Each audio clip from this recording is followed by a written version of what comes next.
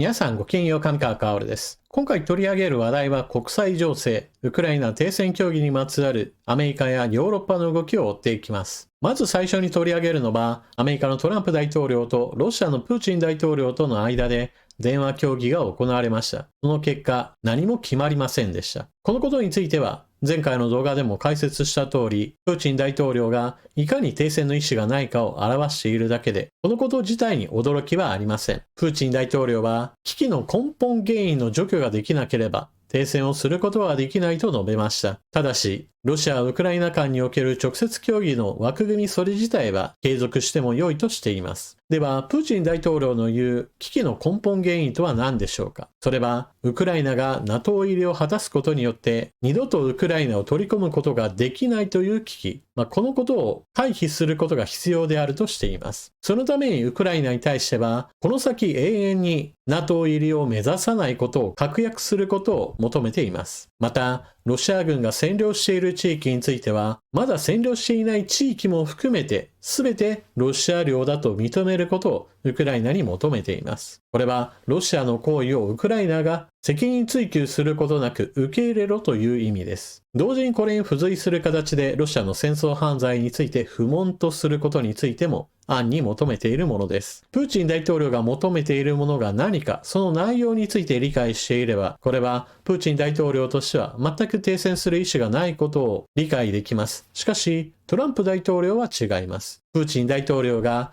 ウクライナとの直接協議をこのまま続けても良いとしていること、このことを評価して、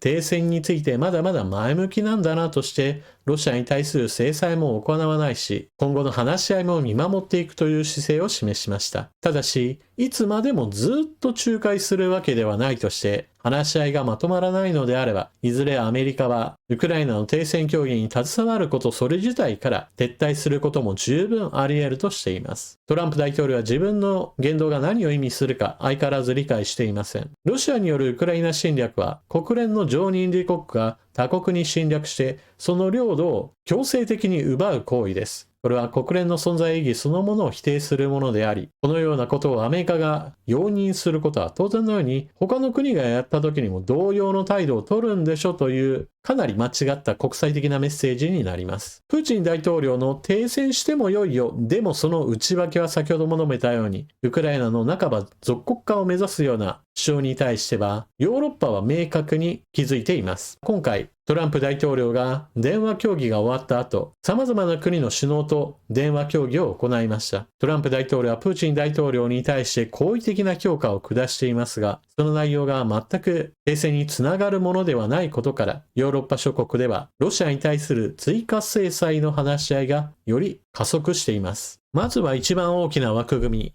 EU の制裁、NHK より EU 外相会議、ロシアへの追加制裁を決定。EU はベルギーの首都ブリュッセルで外相会議を開き、ロシアが完全で無条件の停戦に応じない中、ロシアに対して追加制裁を科すことを決めました。この中で制裁を回避して、ロシア産の石油を運ぶ影の船団と呼ばれる船舶について、189隻を新たに制裁対象にしたということです。次に各国の受け止め。ヨーロッパ首脳、制裁によるロシアへの圧力強化で合意。ドイツ首相が発表。メルス首相は19日、ヨーロッパの首脳は制裁を通じてロシアへの圧力を強化することで合意したと明らかにした。メルス氏は、ヨーロッパとアメリカはこの件に関して非常に結束している。我々は停戦に向けてウクライナを緊密に支援していくと X に投稿。我々は制裁を通じてロシアへの圧力を強める。これはトランプ氏とプーチン氏との会談後、私たちがアメリカと合意したことだと述べた。一方、ヨーロッパ諸国によるロシア制裁についてはもう一つ提案事があります。EU がロシア産原油上限50ドル案、カナダ G7 で提起へ。EU は20日から22日にカナダで開かれる G7 財務省中央銀行総裁会議で海上輸送されるロシア産原油の取引価格上限を現行の1バレル60ドルから引き下げるよう提起する方針を固めた。50ドル案が有力だ。欧州委員会の経済担当が記者団に引き下げば対ロシア第18次制裁の枠組みの一環として欧州委員会が提起済みの内容であり、他の G7 諸国も一定の関心を示し、議論が交わされると期待していると述べた。記者団から今回の G7 で EU が引き下げ提案をするかと問われた際には、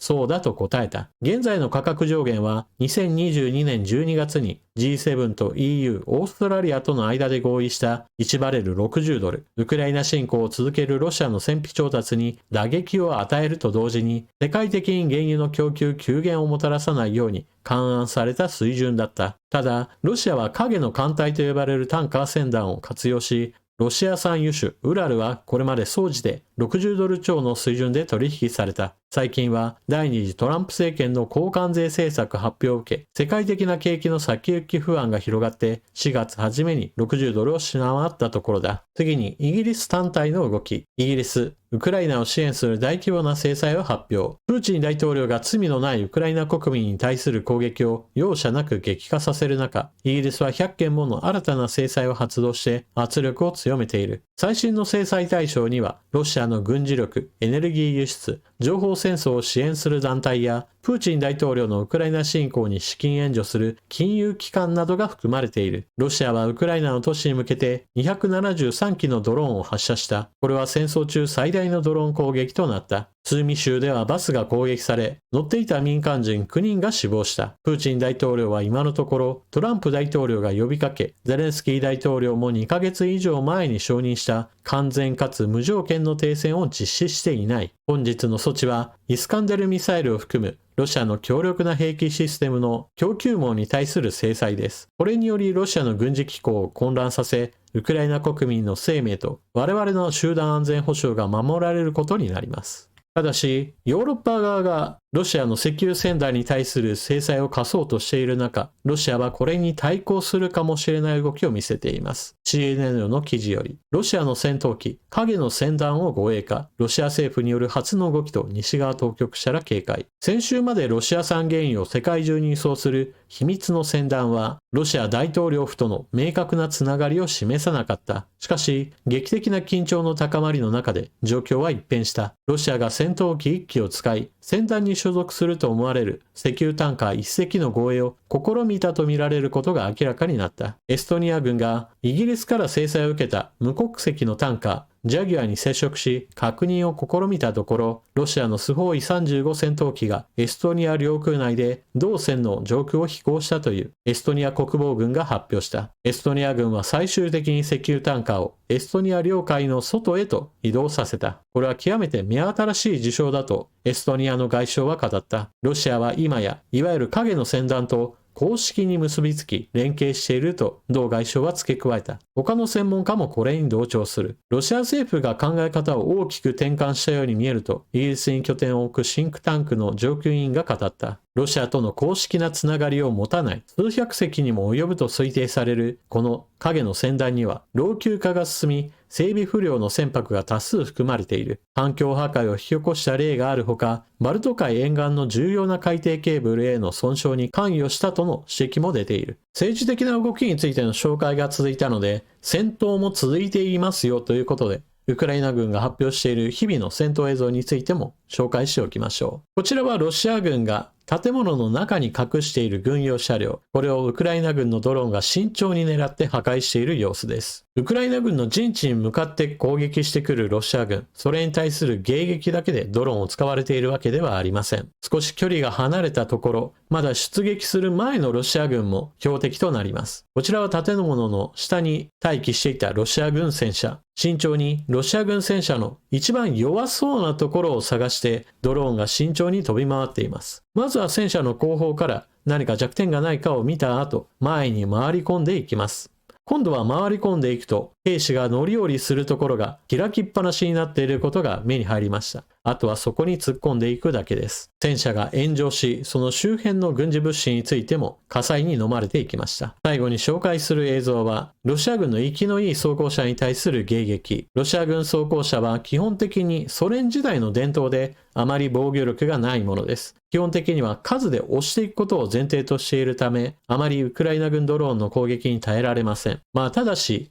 バイクに乗っていくとか、もしくは徒歩で攻撃するよりは、まだこちらの方が生存率は高いと言われています。ウクライナでの戦闘は続いており、このような迎撃戦闘は日々あちこちで行われています。米ロの電話協議が行われた後、結局トランプ大統領はプーチン大統領の真意を見抜くこともできず、ロシアに対する制裁は行わず、むしろ停戦することができたらアメリカとの貿易は再開できるよ。ロシアも喜ぶでしょうというような、全く圧力にならないような言葉を発していました。これではプーチン大統領の心を変えることはできないでしょう。ヨーロッパ側はプーチン大統領の意図を読み取って制裁を強化しなければならないと話し合いを行い、実際の行動にも移り始めています。ただし全体の状況としては相変わらずアメリカのトランプ大統領はウクライナに対する支援を全く考えていない状況なので、プーチン大統領にしてみればヨーロッパの支援だけを考えればよく、アメリカでトランプ政権へと変わったことを非常に喜ばしく思っているでしょう。しかし同時にロシアも国力が弱っていることから、アメリカの支援のない状態のウクライナに対しても手こずっているのが現状です。今回紹介した記事にはアメリカ、ヨーロッパしか存在しないわけですが、日本ももっともっとウクライナに対する支援の方法を模索してほしいものです。自衛隊で退役する兵器の中から使えるものをウクライナに送ったり、ヨーロッパで再軍備計画が進んでいて、大規模な予算を組むことも進んでいます。それらに対して日本の防衛産業から弾薬を販売するといった日本も実利を選べる道は存在します。アメリカがロシアの侵略をもはや容認しかねないような状況になっていることから、もっと日本はしたたかな外交政策を持つべきでしょう。というわけで今回の動画はここまで。最後までご視聴いただきありがとうございました。チャンネル登録していない方はぜひともこの機会にチャンネル登録よろしくお願いします。それでは次の動画でまたお目にかかりましょう。またね。